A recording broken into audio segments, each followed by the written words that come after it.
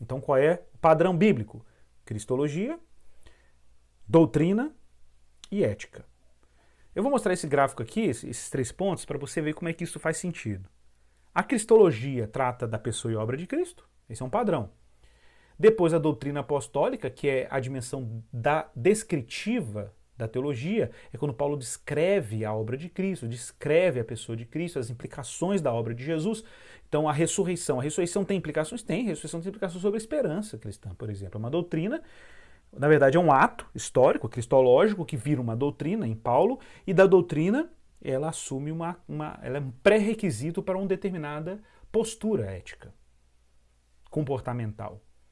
Então, para Paulo fazer uma prescrição, no caso a ética, ele precisa fundamentá-la descritivamente numa doutrina.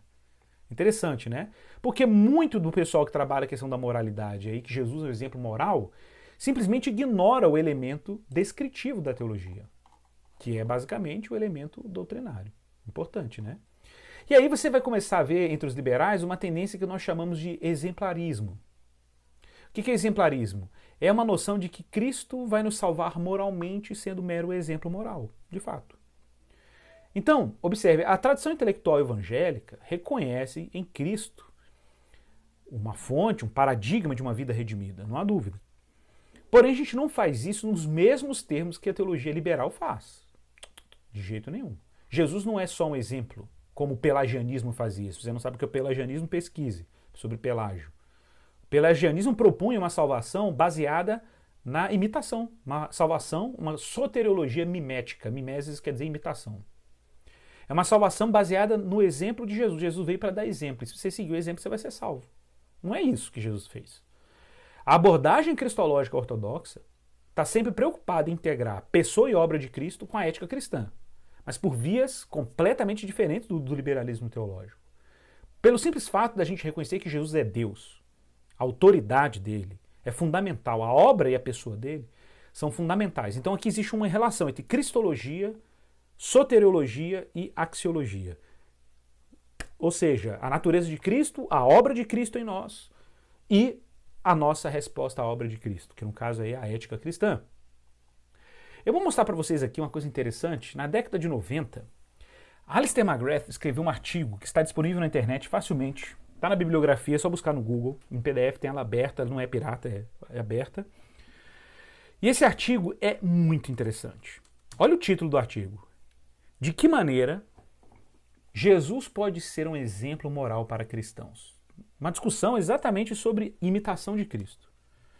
Porque existia aí, na época já de McGrath, uma tentativa de apresentar Jesus como exemplo moral, mas como aquele apenas exemplo moral. E que a transformação da vida do cristão estaria simplesmente em reproduzir, mimetizar Jesus. E ele vai falar como que isso é problemático em vários níveis. Primeiro, porque para você deixar Jesus como exemplo moral, isso vai exigir de você diminuir, enfraquecer a cristologia. Interessante. Tá? Você tem que enfraquecer a cristologia. Você tem que deixar Jesus menor, para ele ser alcançável. Segundo, você tem que colocar o homem numa posição maior. Por exemplo, ignorando os efeitos da queda sobre o homem. Então essa distorção na antropologia, na concepção de ser humano, e é uma distorção na cristologia, é o que é o que McGrath está preocupado aqui nesse artigo. Tá? E segundo McGrath, eu vou ler aqui um trecho dele aqui para vocês. Olha o que ele vai dizer sobre essa postura liberal do exemplarismo. Né? Ele vai dizer assim, o exemplarismo fracassa, pois em seu esforço de aproximar moralmente Cristo do ser humano, ele acaba por sacrificar a pessoa e obra de Cristo. Aqui não é McGrath, aqui sou eu. McGrath vai vir depois. E por subestimar a condição caída do ser humano. Tá ok?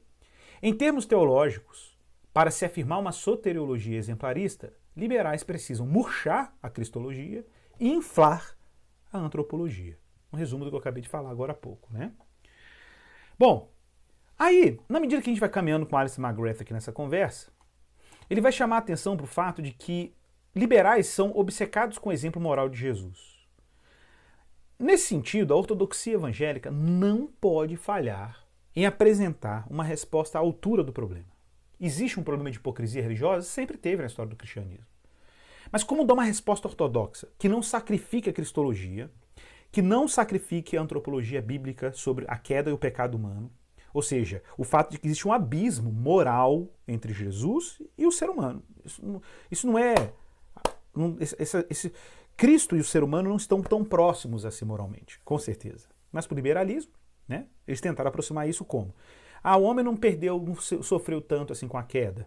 Ah, esse negócio de queda até é discutível. Ah, Cristo não é tão Deus assim. Então você aproxima Jesus e ele deixa de ser Deus, você deixa de ser um homem caído. O que você tem aqui? Pelagianismo. Pelagianismo. A ortodoxia evangélica não pode falhar. Tem que apresentar uma resposta à altura. Um começo para isso seria partir de uma alta cristologia, um movimento inverso. Olha que sensacional. Partir de uma alta cristologia. Ok? O que significa isso? Se Jesus é de fato Deus encarnado, diz o Alistair McGrath, agora ele mesmo, então o seu ensino é de fato para ser levado com grande seriedade. Então a gente agora vai explorar muito esse artigo dele, trechos desse artigo dele, tá, gente? Para a gente ir caminhando aqui juntos, né? Deixa eu só voltar aqui no meu paper. Então eu quero fazer algumas perguntas aqui, uma pergunta fundamental. Então, onde eu posso localizar a autoridade moral de Jesus para os cristãos? Uma vez que ele não é meramente um objeto a ser copiado. Não é só isso, tá? De acordo com McGrath, nós não imitamos a Cristo de uma maneira exterior, como se fosse por meio de uma recapitulação ou imitação de sua existência, para que assim fôssemos salvos. Faltou um trecho aí, né? Para que assim fôssemos salvos. Não é simplesmente isso, tá? Cristo definitivamente realizou algo por meio de sua vida, morte e ressurreição que eficazmente pode transformar a vida humana, inclusive moralmente.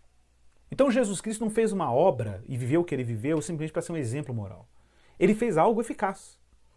Nesse sentido, a justificação se aproxima como motor e causa da transformação moral dos crentes. A justificação me une com Cristo.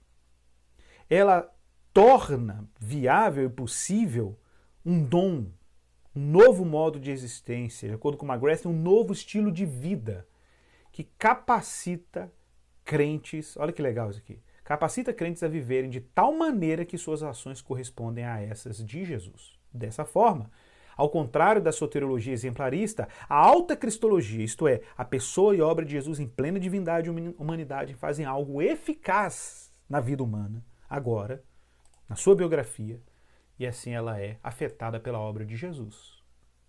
Então o próprio Cristo está envolvido com essa obra. Por isso que McGrath prefere usar a expressão conformidade com Cristo.